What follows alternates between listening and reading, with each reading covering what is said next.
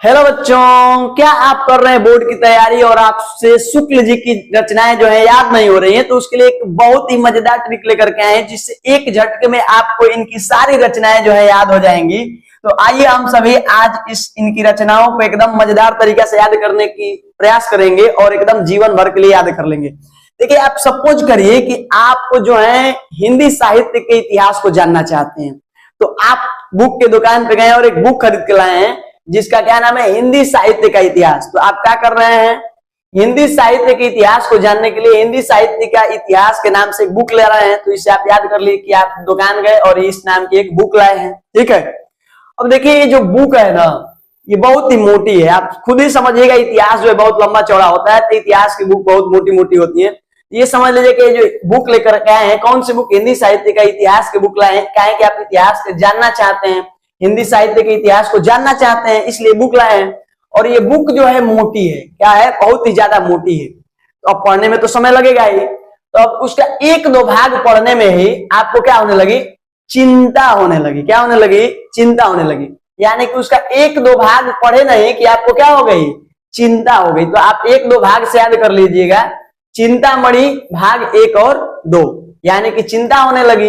एक दो भाग भी नहीं पढ़े हैं कि चिंता होने लगी। तो यहां से याद कर लीजिए कि चिंतामणि भाग 1 और 2 किनकी रचनाएं हैं, बताइएगा कि शुक्ल जी की हैं। ठीक है, अब देखिए, अब चिंता होने लगी कि अब तो इसको पढ़ने में क्या हो जाएगा, 11 वर्ष लग जाएगा।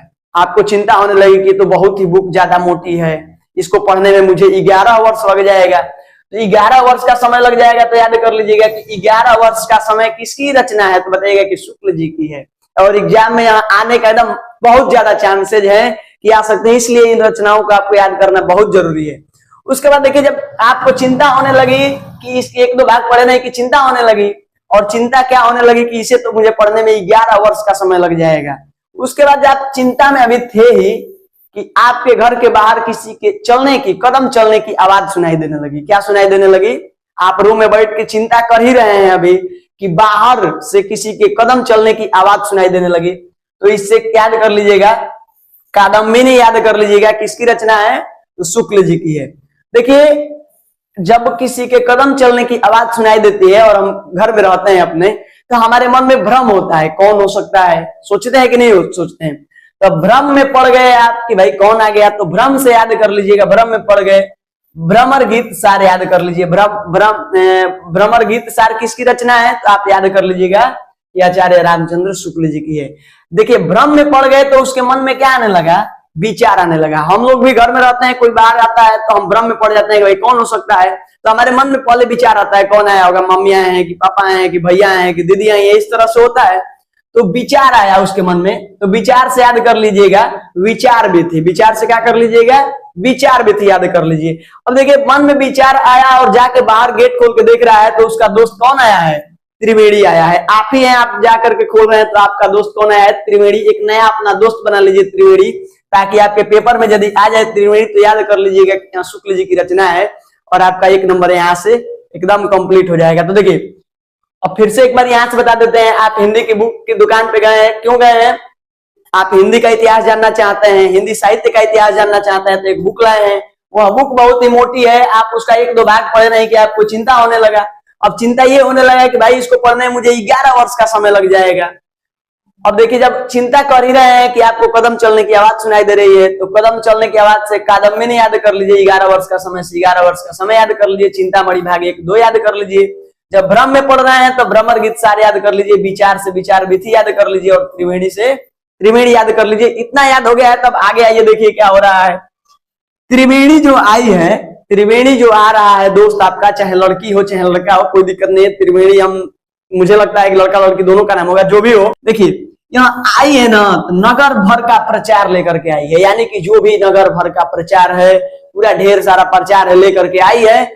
गांव में होता है ना, इसे वैसे ही आई है, पूरा नगर भर का प्रचार लेकर के। तो आप इसको याद कर लीजिए, नगरी प्रचारिणी पत्रिका, एकदम याद कर लीजिए। कैसे करेंगे आप, ये जो त्रिवेणी आई है आपके घर पे, ये नगर भर का प्रचार लेकर के आई है, पूरे गांव मोहल्ले का प्रचार लेकर के आई है। यहाँ से नगरी प्रचारिणी पत्रिका याद कर लीजिए। अब देखिए, जब कोई भी आप लोगों के घर पे भी आता होगा ना, कोई अगल बगल से औरत कोई आती होंगी और सुनाती होंगी कुछ, तो आपकी मम्मी लोग सुन के एकदम उनको पता ही नहीं चलता है कि कब सुबह से शाम हो गया है। तो उसी तरह से एकदम मतलब क्या होता है, उनको बात सुनने में पूरा आनंद आता है, इनका बात उनका बात, इधर का बात उधर का बात सुनने में पूरा आनंद आता है।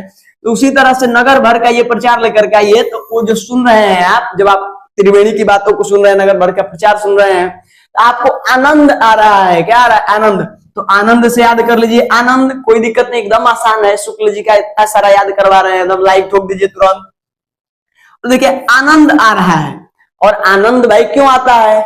जब हमें बातें अच्छी लगती हैं, उसके शब्द हमें मीठे लगते हैं, तभी बात आनंद आता है। कोई कोई ऐसा घर पे आ जाए जो पता नहीं क्या बोल रहा है, कैसे बोल रहा है, उसकी आवाज तीखी हो, तो हम कहते हैं कि कब घर से चले जाते तो अच्छा लगता है। लेकिन इसकी जो बातें है ना, वो हिंदी के इतना अच्छा अच्छे शब्द बोल रही है कि इसके जो शब्द है सागर के समान है, एकदम खत्म भी नहीं हो रहे हैं, एकदम अथाह गहराई तक है। यानी कि इसके हिंदी के जो शब्द है सागर के समान है, कभी खत्म होने के नाम नहीं ले रहे हैं, और हमें सुनने में बहुत ही आनंद आ रहा है। तो हिंदी के जो इसके शब्द है सागर के समान है। तो हिंदी शब्द सागर यदि आपके एग्जाम में आ जाए, किसकी रचना है, तो बताइए कि शुक्ल जी की है। अब देखिए हिंदी शब्द सागर के समान है, तो हिंदी शब्द सागर हो गया। अब सुनते सुनते इस शब्द सागर के समान है, इसको सुनते सुनते सुर में लीन हो जाता है आदमी, और पता ही नहीं चलता है कि कब सुबह से शाम हो गया और बातें हमारी खत्म ही नहीं हुई। तो सुर में लीन से याद कर लीजिएगा सूरदास। सूरदास किसकी रचना है, तो आप बताइएगा कि शुक्ल जी की है। अब देखिए सुर में लीन हो गई, और मुंह से उसके क्या टपक गया, मुंह से उसके रस टपक गया, ठीक है ना।